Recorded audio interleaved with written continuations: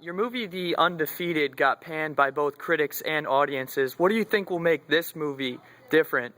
Well, first of all, this is Andrew Metcalf. I want to just state this is always a fun gesture. Oh, is that your name? Yes, that's my name. Okay. Well, I just checked IMDb. It got a rating of 1.7. On RottenTomatoes.com, you received a 0% rating. So I'm just wondering.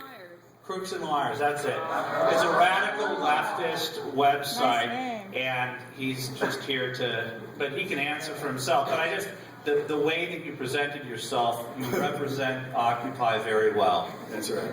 Oh, I'm actually asking a legitimate question about one of your previous movies being panned by both critics and audiences. What's going to make this one any different?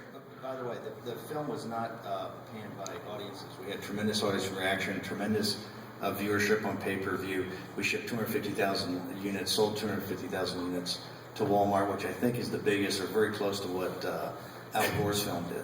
So, and if you go to the website, we would love to do that on this. Yeah. If you exactly, if you go to the, if you go and really look on our website and see all of the reviews that were done with it, including many conservative publications and what people said about the film, I think people really love the film. It has tremendous response. In addition, the entire time that everybody went after the film, there's not one factual error that's ever been said about that film.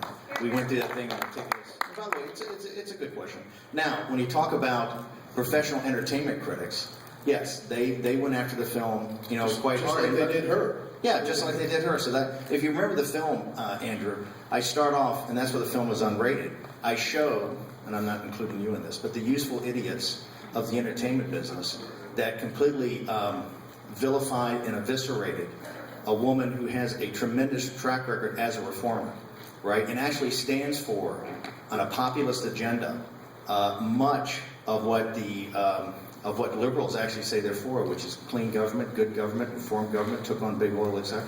So I think it's the power of the film, but you kind of asked it in a snarky way, but it's a very legitimate question. The professional critics did not like The Undefeated, just like they don't like Sarah Palin. Let me state something. Let's look at the paradigm here. Brandon Darby's an American hero. What he's done is a heroic act.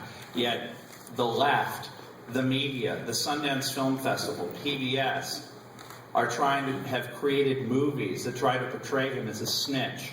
That what he did was wrong. Can you tell me what was wrong about putting two people in prison who wanted to bomb people using Molotov cocktails?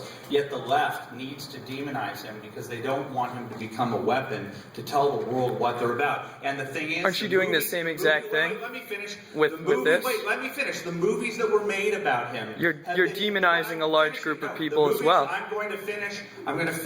The movies that have been made about him have been praised by the media. The movies that have been made to try to destroy him have been made by the media. You can't accept the premise that you are in bed with a mainstream media that is left of center, that wants to destroy people who are good and decent, like Sarah Palin, and the movies that are made to defend them, when they can't defend themselves in a media that's completely biased. You're never going to get Wouldn't you consider your media completely biased? Of course it is. But we acknowledge it.